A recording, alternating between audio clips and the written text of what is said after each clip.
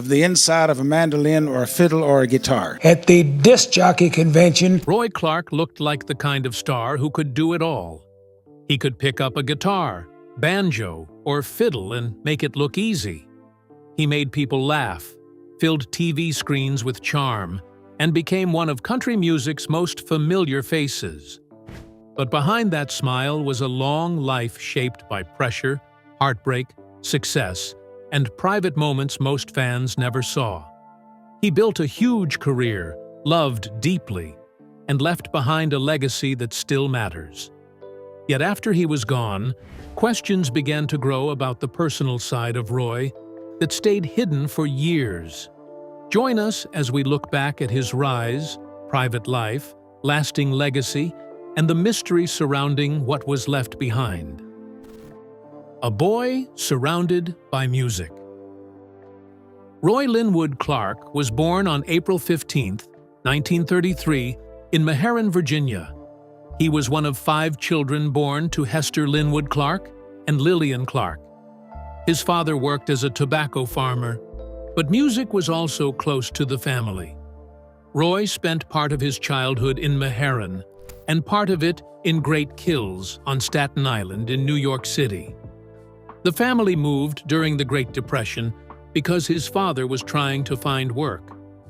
When Roy was 11, they moved again, this time to First Street SE in the Washington Highlands area of Washington, D.C., after his father found a job at the Washington Navy Yard. Music stayed with Roy through all of it. His father was a semi-professional musician who played banjo, fiddle, and guitar, and his mother played piano.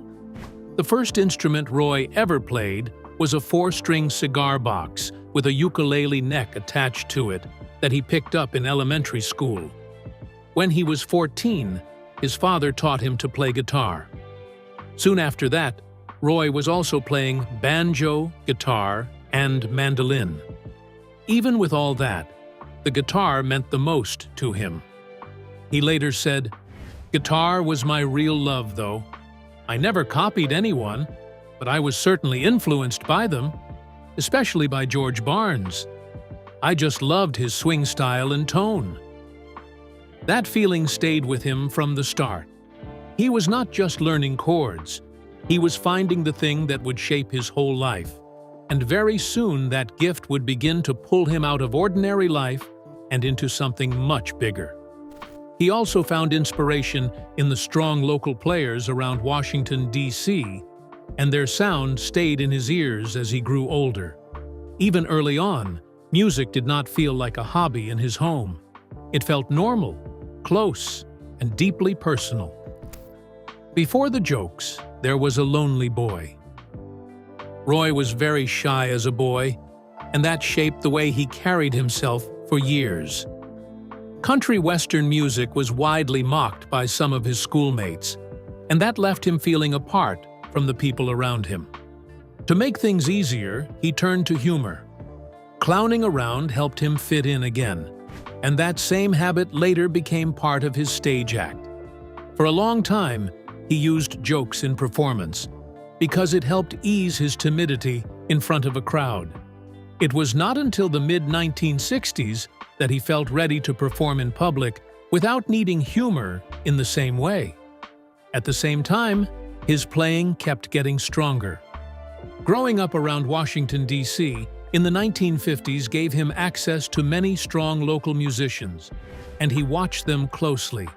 He later said that one of the things that shaped him was being around so many good players, and he used to go in and steal them blind.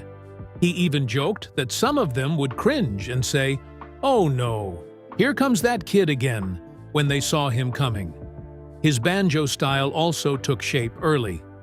In 1985, Roy said, "When I started playing, you didn't have many choices to follow, and Earl Scruggs was both of them." The results came quickly. Roy won the National Banjo Championship in 1947 and again in 1948. At 15, he played his first professional job in his father's band and earned a $2 bill. It was a small payment, but it was still a real start. The shy kid who once used humor to hide was now stepping into music in a serious way, and the next steps would push him far beyond home. That early mix of fear, humor, and skill would stay with him for a long time. Early stages and first chances. The Washington, D.C. area had several country western venues at the time, and duet acts were especially popular. For his public performance debut, Roy teamed up with Carl Lukot. Lukot played lead guitar, while Roy supported him on rhythm guitar. In 1949, at just 16, Roy made his television debut on WTTG, the Dumont Television Network affiliate in Washington, D.C. At 17, he made his first appearance on the Grand Ole Opry after winning his second national banjo title. By then, he had also begun to play fiddle and 12-string guitar. The next 18 months took him across the country.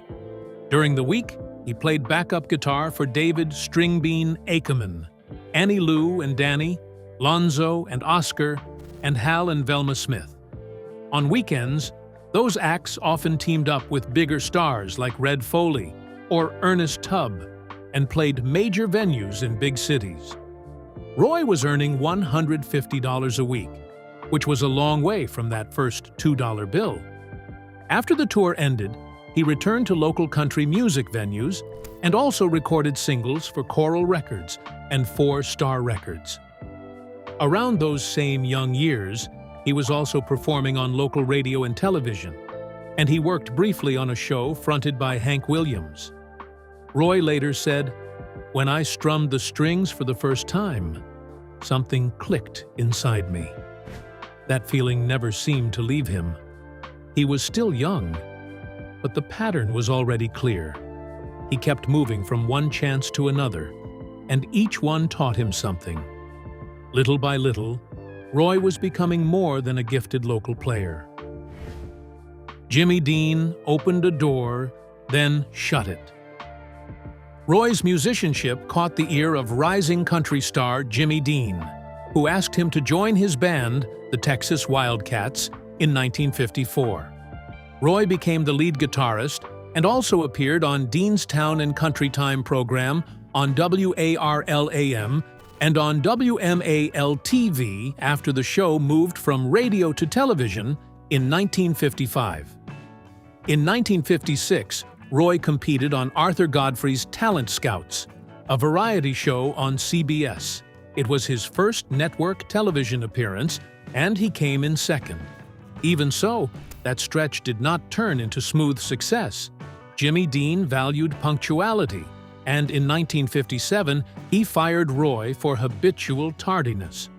Roy later remembered Dean telling him, "Clark, you're gonna be a big star someday, but right now, I can't afford to have someone like you around." After that, Roy left Washington, D.C., and never lived there again. He later said that during his D.C. years, he never intended to be a country guitarist. He simply played what he liked and what made him feel good. He had not planned to start a recording career or become a television performer. In the spring of 1959, he appeared regularly on George Hamilton IV's short-lived television series in Washington. In 1960, he went to Las Vegas and worked as a guitarist in a band led by Hank Penny. Around the same early 1960s period, he was also prominent in the backing band for Wanda Jackson during the later part of her rockabilly years. Touring with Wanda gave him national exposure and put him on much larger stages than before. His guitar playing began getting serious attention in the music world, and now the breaks he had chased for years were finally starting to move closer. Success still did not come smoothly. Roy had false starts and slow periods, and Nashville did not quite know how to place a player who mixed country, bluegrass, jazz, and classical ideas. But audiences responded well wherever he went. Las Vegas, records, and national attention. In 1960, Roy began touring with Wanda Jackson and playing backup instrumentals on several of her recordings. He opened her shows at the Golden Nugget in Las Vegas, and that run became a major turning point. Through Wanda, Roy met Jim Halsey, and he signed with the Halsey Agency, which represented him for the rest of his career. His work with Wanda also brought him to the attention of Capitol Records. After Ken Nelson, the label's A&R man, heard Roy at one of Wanda's concerts, Roy was signed. In 1962, Capitol released his first solo album, The Lightning Fingers of Roy Clark. The album earned solid critical praise and above-average notice from fans. Within 2 years, Roy had become a headliner in Las Vegas himself and made many appearances there through the 1960s and 1970s. His breakout as a solo artist came in 1963 when his version of Bill Anderson's Tips of My Fingers reached number 10 on the country charts. Television gave him another lift. During Jack Parr's temporary absence from The Tonight Show in early 1960, Jimmy Dean was asked to guest host. Dean brought Roy on for the last night of that run and showcased him in 2 songs. Roy later made his solo debut on The Tonight Show in January 1963. He also appeared on The Beverly Hillbillies as 2 different characters, businessman Roy Halsey and Roy's mother, Myrtle. He later showed up on a country music episode of The Jackie Gleason Show playing Down Home, and on The Odd Couple, where he played Malagueña. In the mid-1960s, he co-hosted NBC's weekday country variety series Swingin' Country with Molly B. and Rusty Draper. The show lasted 2 seasons.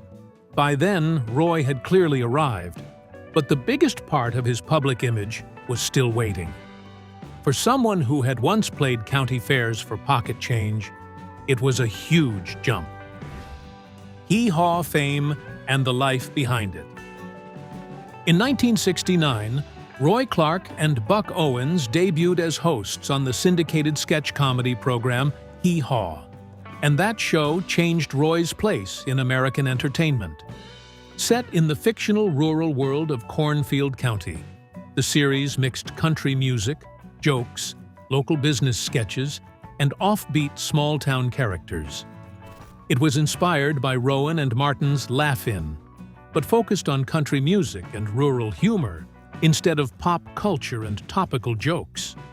Frank Pepiat and John Aylesworth created the show and chose Roy and Buck because they represented 2 sides of country music at the time. Roy was known for his skill at blending music and comedy on stage, which made him a natural fit. Hee Haw lasted from 1969 until 1997 and pushed Roy to stardom. It was popular not only with rural viewers, but also in major markets like Los Angeles, New York City, Boston, and Chicago.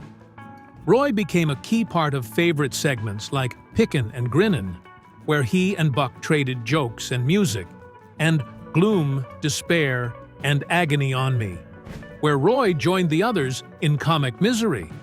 He was also part of the $1 Million Band, and later, the Hee Haw Gospel Quartet. Outside the show, his career kept growing.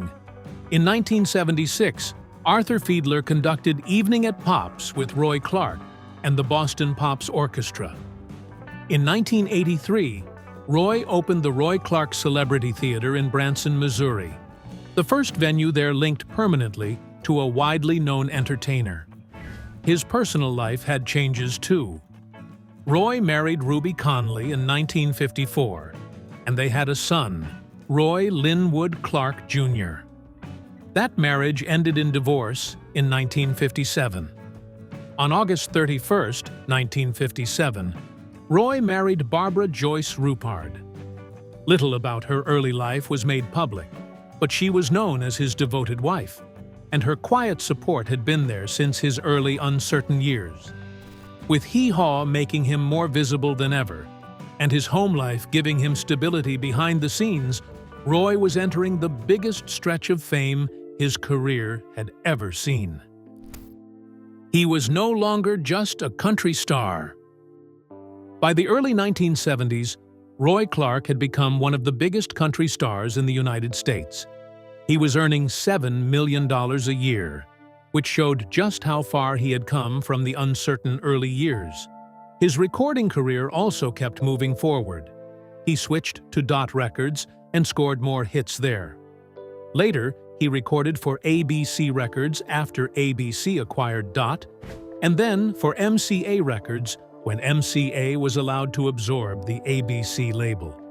Roy was now a star whose name moved across music, television, and touring at the same time. He was no longer just known by country fans. He also endorsed Mosrite, Gretsch, and Heritage guitars, and Heritage even made a signature model connected to him.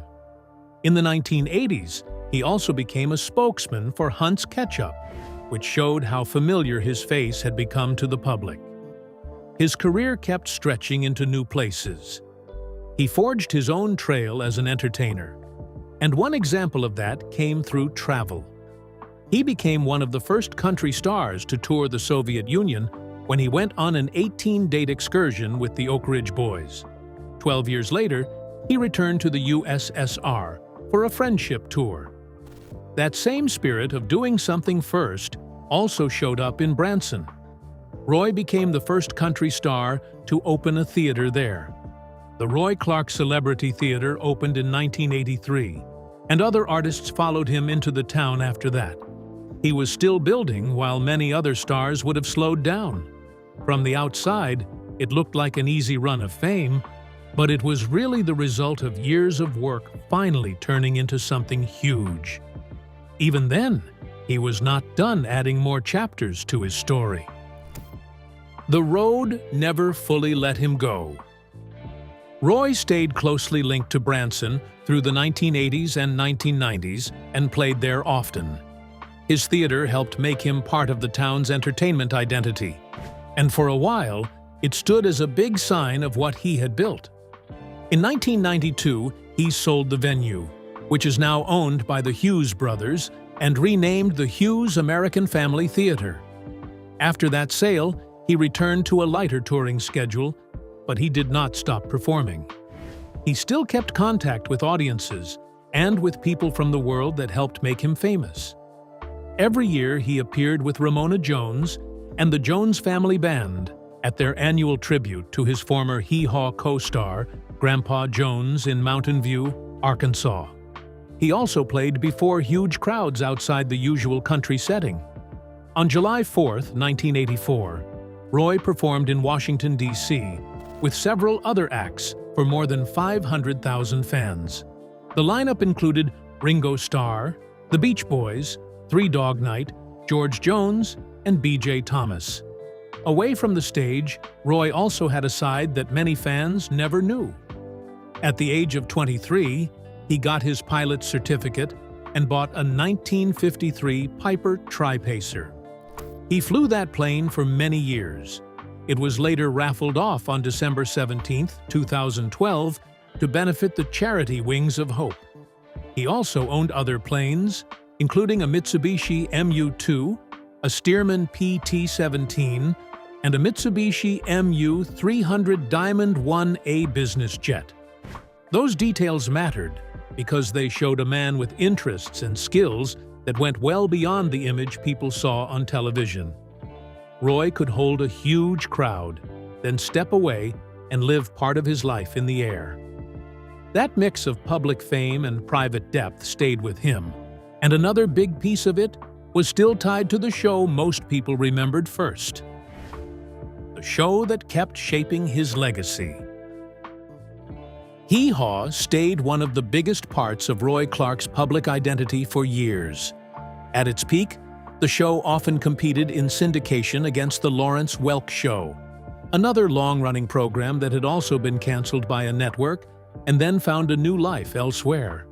The success of both shows even inspired a novelty song called The Lawrence Welk Hee Haw Counter-Revolution Polka, performed by Roy, and it became a top 10 hit on the Billboard Hot Country Singles chart in the fall of 1972. But like many variety shows, Hee Haw eventually faced a slow decline. In 1981, Yonge Street was acquired by Gaylord Entertainment, a company known for the Grand Ole Opry and related businesses. Around 1986, the ratings for Hee Haw began to slip as the long downward trend in variety television continued. That same year, Buck Owens left as host, and Roy continued on with a celebrity guest host each week. The ratings kept dropping into the early 1990s. Then, in the summer of 1992, a decision was made to end first-run production. Instead, highlights from earlier years were used in a new format called Hee Haw Silver, created as part of the show's 25th season. Roy hosted that version with a mix of classic clips and new footage. Even after the original run ended, the show kept finding ways to stay alive. During the 2006 to 2007 season, CMT aired reruns, and TV Land honored the series with an award presented by K.D. Lang. Roy attended that event with other familiar cast members. Around the years from 2004 to 2007, Time Life also began selling selected episodes on DVD, including the 1978 10th Anniversary Special that had not been seen since it first aired. The show never fully vanished, and that mattered because Roy believed it had left behind something simple that people still wanted to hold on to. The warmth people never forgot. In later interviews, Roy spoke with warmth and honesty about why Hee Haw still connected with people. In 2015, he looked back and said, "Looking back on that, it's sad and it's happy." He explained that it was sad because so many friends and familiar faces were gone, but happy because people still had them to remember. He called the show a major part of his life and said he was proud he had been part of it. He was also pleased with the new DVD collection and said, "When you see it, the colors seem to be brighter. The way that they put it together, the way that they used my introductions and things, I couldn't be more pleased." Roy said people still came up to him and used the old line, "Well, I'm a pickin'," and he would answer, "I'm a grinnin'." He said that always made him feel good. He even noticed younger fans who had been introduced to the show by parents or grandparents. To him, the reason the series lasted was simple. "We never hurt anyone," he said. "We weren't controversial. We just hopefully brought pleasure into your home and something you could share with your whole family." He later added, "More than anything, Hee Haw was just a nice, warm feeling." In 2016, when NPR spoke with him, Roy joked, "I grew old on Hee Haw, but I could have grown old without it. So I'll take the plus." He said critics missed the fact that the show did not hurt anyone, and that if one part was not your favorite, something else would be coming right after it. He also remembered a woman telling him not to let the show go off the air because it was the only thing we have left. That stayed with him, and it showed how deeply people had connected his face with comfort. He also said many letters told him he reminded people of someone close to home, which made the bond feel personal. Behind Roy Clark was a quiet, steady love. Roy's private life had a steadiness that stood out in an industry known for turmoil. His marriage to Barbara Joyce Rupard became one of the most lasting parts of his story. And unlike many celebrity relationships, it was not surrounded by public scandals or repeated drama. Barbara stayed mostly out of the public eye. She did not give interviews, avoided publicity, and kept a clear boundary between her personal life and Roy's career. Most of the images people saw of her came from older photos beside Roy during performances or at occasional public events. She was known for appearing composed, understated, and private. That quiet way of living became part of her image. What made her role so important was not fame, but the stability she gave Roy while his career kept growing larger. Their early years together were not easy. Roy often said that during their first year together, Barbara drove him to hundreds of gigs. She was there during the unstable years, the long drives, and the difficult schedules, before national fame made life more secure. She committed to Roy before the big success, before the television fame, and before the comfort that came later. As his success grew, her role changed. She helped manage the home and created a stable place that allowed Roy to keep up with the demands of touring, recording, and television. The couple built a long life together and raised 5 children, eventually making their home in Tulsa, Oklahoma. Barbara's personal net worth was never publicly documented, and she never built a separate public identity around money, fame, or celebrity status. Instead, she remained the quiet center while Roy carried the public image outside the home. While Barbara helped keep his private world steady, Roy's public reputation kept rising, and before long, the honors started to reflect just how much he had achieved. The respect finally matched the talent. Roy's later years brought major honors that matched the size of his career. By the early 1970s, he had already been named Entertainer of the Year 3 times by the Academy of Country Music and the Country Music Association. The Academy also named him Best Lead Guitar Player and Best Comedy Act. In 1976, the CMA named him an International Friendship Ambassador.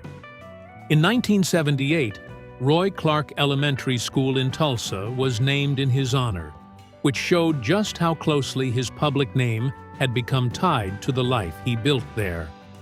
On August 22, 1987, he was made a member of the Grand Ole Opry. He also played an annual benefit concert at Longwood University in Farmville, Virginia, with proceeds going to scholarships for aspiring musicians. In 1994, he published his autobiography, My Life, In Spite of Myself. In 2007, he was inducted into the Cheyenne Frontier Days Hall of Fame. In 2009, he entered the Country Music Hall of Fame. Country Music Hall of Fame and museum CEO Kyle Young said, "Roy Clark made best use of his incredible talent. He was both a showman and a virtuoso, with a love of music that beamed across airwaves and into millions of living rooms where families gathered to watch and listen." In 2011, Roy was honored by the Oklahoma House of Representatives and by the Oklahoma Music Hall of Fame as Oklahoma's Music Ambassador for Children. In 2013, he became one of the founding inductees into the Virginia Musical Museum and Virginia Music Hall of Fame. In 2016, when the CMA Awards marked their 50th year, Roy sat with a 5-string banjo on his lap and joined Brad Paisley to recreate the famous Hee Haw lines. The crowd gave some of the loudest cheers of the night, and afterward, Paisley wrote, "I will never, ever get over this moment." By this point, Roy was no longer just remembered as a television personality or a country comedian. He was being honored as a true musician, a showman, and a major part of country music history. As the decades passed, his live schedule began to slow down, and that slower pace made the final chapter feel even heavier when it came. On November 15, 2018, Roy Clark died at his home in Tulsa, Oklahoma, from complications of pneumonia. He was 85 years old. The news hit fans hard because Roy had been part of so many people's lives for so long. For many, he did not feel like a distant celebrity. He felt familiar. And once the tributes began, it became clear that his death would not only bring praise for his career, but also open the door to a much more personal side of his story. What was waiting in that closet? After Roy died, people rushed to honor him. Keith Urban said one of his first CMA memories was watching Roy tear it up.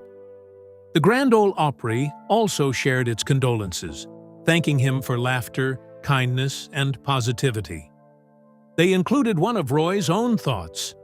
The next chance you get, do something nice for somebody. Say, "Good day," hold a door open, and don't wait around for a thank you. You don't need it. He was preceded in death by his grandson Elijah Clark and survived by Barbara, his wife, along with their family, grandchildren, and his sister, Susan Coriel. The public response focused on the man people thought they knew, the warm performer, the gifted musician, and the familiar face who had brought joy into millions of homes. But after those public tributes came something more personal. His family opened a hidden closet in his Tulsa home and found far more than stage clothes. Inside were old programs, handwritten set lists, faded ribbons from contests he had won as a boy, and bright rhinestone suits from the Hee Haw years. There were scripts with handwritten notes in the margins, oversized hats, boots used in sketches, and strange gag props that looked odd once removed from television. There were also well-used instruments, sheet music, photos with major stars like Johnny Cash and Glenn Campbell, and keepsakes from international tours. All of it pointed to parts of Roy's life the public had rarely seen. His private side was there too. They found folded letters, tucked-away photos, handwritten notes from younger musicians he had helped, and tokens from people the public would not know. There were also reminders of pain that had never fully gone away, including keepsakes tied to friendships and relationships that had faded over time. For his family, the discovery was not disturbing because it exposed scandal. It was disturbing because it revealed how much of Roy's deepest self had stayed hidden from public view. The smiling entertainer was only part of him. The closet also showed the serious musician, the loyal husband, the generous mentor, the committed community member, and the man who quietly held on to regrets, disappointments, gratitude, and depth all at once. Instead of changing Roy into someone darker, the discovery made him seem more human, more layered, and more emotionally real than the public image had ever fully shown. Did Roy Clark's hidden personal side change the way you see him, or did it make you respect him even more? Which part of his private life stayed with you most? The musician, the mentor, the family man, or the struggles he kept to himself? Share your thoughts in the comments below. And don't forget to hit like, subscribe, and stay tuned for more incredible stories from Hollywood's fascinating history. See you next time